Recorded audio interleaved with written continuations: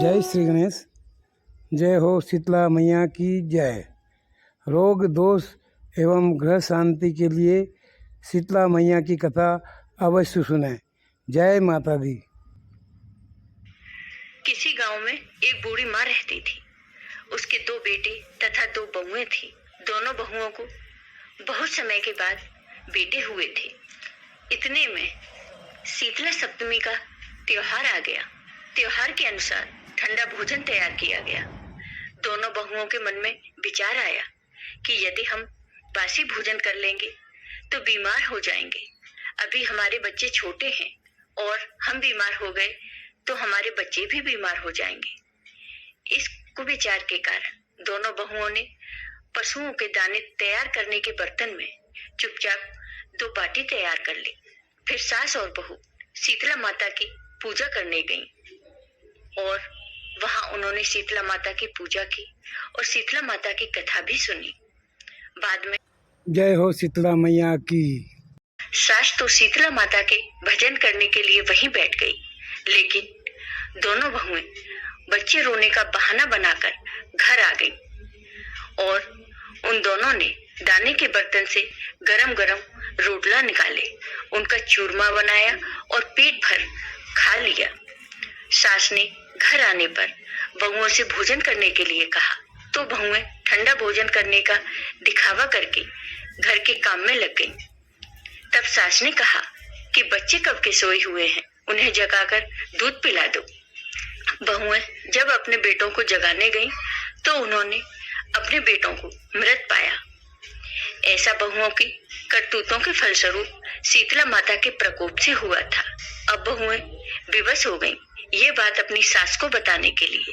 फिर दोनों बहुएं अपनी सास के पास आई और दोनों बहुओं ने अपनी सास को सारी बात बता दी। सास को जब इस बात का पता चला तो बहुओं से वह झगड़ा करने लगी और सास ने अपनी दोनों बहुओं से कहा, तुम दोनों ने अपने बेटों की बदौलत शीतला माता की अवहेलना की है, इसलिए अपने घर से निकल जाओ और बेटों को जिंदा स्वस्थ लेकर ही घर में पैर रखना।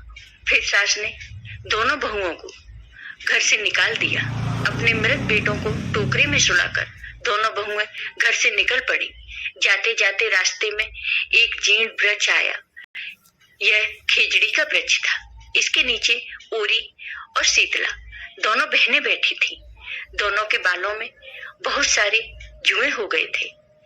बहुओं ने थकान का अनुभव किया और दोनों बहुएं ओरी और शीतला के पास आकर बैठ गईं। उन दोनों ने शीतला और ओरी के बालों से बहुत सारे जुएं निकाले।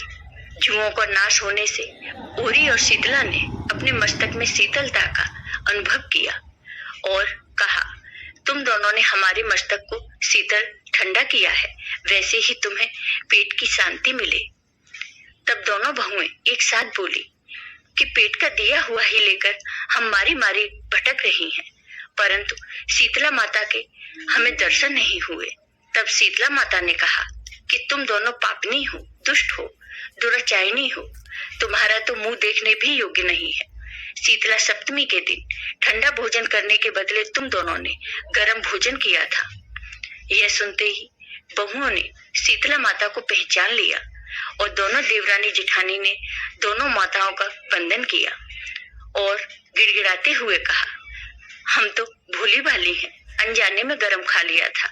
आपके प्रभाव को हम जानते नहीं थे। आप हम दोनों को क्षमा कर दीजिए, हम ऐसा फिर कभी नहीं करेंगे। उनके पश्चाताप भरे वचनों को सुनकर दोनों माताएं प्रसन्न हुई। शीतला माता ने मृतक बालकों को जीवित कर दिया। बहुओं ने शीतला माता का धन्यवाद किया और उनसे क्षमा मांगी। दोनों बहुएं अपने बच्चों को साथ लेकर आनंद के साथ पुनः गांव लौट आईं। गांव के लोगों ने जाना कि दोनों बहुओं को शीतला माता के साक्षात दर्शन हुए थे। दोनों का धूमधाम से स्वागत करके गांव में प्रवेश करवाया। बहुओं ने कहा, हम गांव में शीतला माता का मंदिर का निर्माण करवाएंगे। चैत महीने में शीतला सप्तमी के दिन मात्र ठंडा खाना ही खाएंगे। फिर दोनों बहुओं ने शीतला माता का मंदिर बनवाया और नियम पूर्वक दोनों बहुएं शीतला माता का पूजा पाठ करने लगी। शीतला माता के व्रत की पूजा भी थी। सप्तमी सप्तमी की शाम को रसोई की साफ सफाई करने के बाद माता के लिए भोग और घर वालों के लिए भोजन तैयार करें। अष्टमी के दिन सुबह जल्दी उठकर स्नान आदि से निवृत्त होकर शीतला माता के समक्ष हाथ में पुष्प, अक्षत, रोली, जल और दक्षिणा लेकर व्रत का संकल्प लें। इसके बाद विधि विधान से माता का पूजन करें। उन्हें रोली, अक्षत, जल, पुष्प, दक्षिणा, वस्त्र, प्रसाद आदि अर्पित करें। बासी हलवा, पूरी और खीर आदि का भोग लगाएं। शीतला स्तोत्र का पाठ करें, व्रत कथा पढ़ें और माता रानी से परिवार को निरोगी रखने की प्रार्थना करें।